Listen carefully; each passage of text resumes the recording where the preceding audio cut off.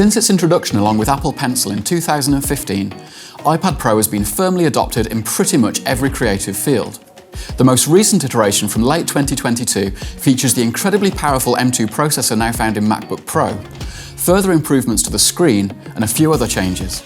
So we've been putting it to the test across a range of illustration, design, photography, and video work to see where those upgrades are most noticeable. The construction of this generation remains the same as it has for the past few years, which is handy if you have accessories from a recent model, if a little less exciting to upgrade to.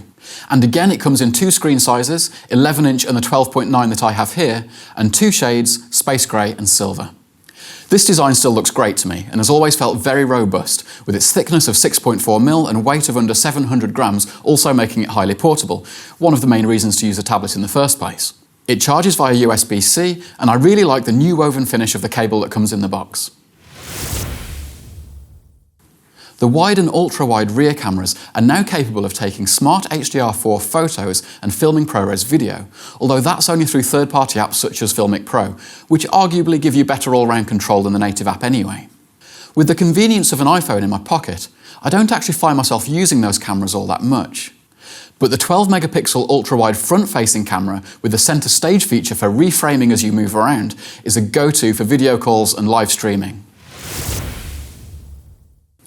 Like the previous M1 model, one of the main differences between the two sizes is the quality of the screen.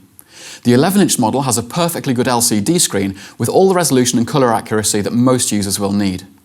But then there's this one. It's made up of over 10,000 mini LEDs that in technical terms boast a 1:1 contrast ratio and a 1600 nit peak brightness on HDR content.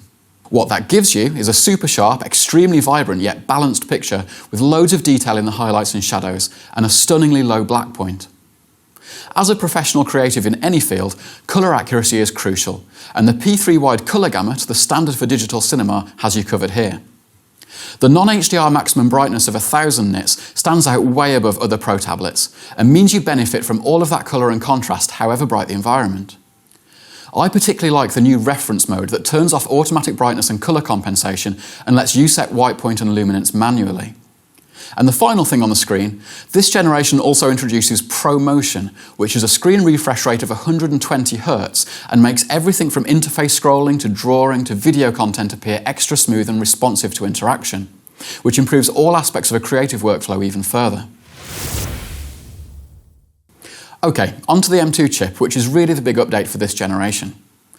If you're into the technical stuff, it contains an 8-core CPU and 10-core GPU that Apple say deliver faster everything: graphics, machine learning, and overall memory performance. And it is fast. So fast that without getting into specialist fields like AR or 3D modeling, it's hard to find creative tasks that actually put it through its paces. But we gave it a good go. Illustration is the creative field where iPad has made the biggest impression, replicating physical media from early sketches right through to fully rendered works of art. And the range of apps available reflects that. The tools available are almost unlimited for drawing, collage, and even simple animation. The precision with which texture brushes respond to the angle and pressure of the Apple Pencil is at the heart of this sort of work. With previous generations, this could sometimes lag at high resolutions, but recent processors have largely resolved that issue.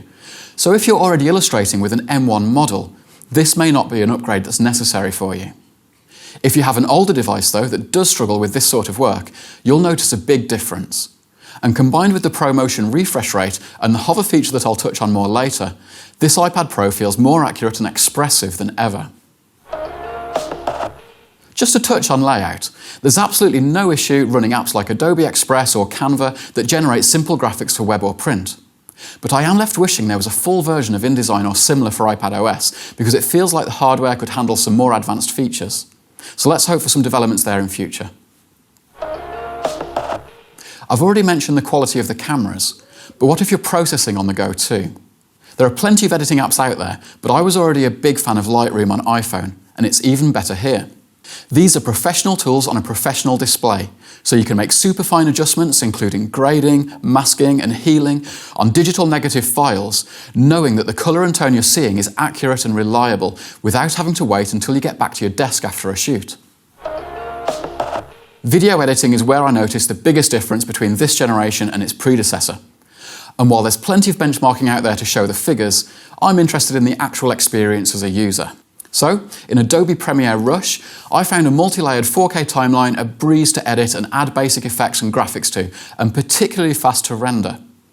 If you're throwing something together on the move, if you're a YouTube creator racing to be first on a topic, for example, this combination of power and software keeps your whole workflow as quick and efficient as you could hope for. And what's great to see is that the recently released DaVinci Resolve for iPad introduces even more advanced features like custom LUTs and much finer grading tools that the iPad still handles with ease. The screen size is always going to be somewhat restrictive with an interface this packed, but that has to be weighed up against portability. So if you're spending longer perfecting a project, but need to be able to pick it up wherever you are, that's where the potential of a mobile device this powerful is realised. Storage configuration will be a factor if you're working with high-res source material, but a 2TB model combined with the M2 chip furthers iPad's credibility as a complete mobile workstation. There are a couple of features in the latest iPadOS worth mentioning too.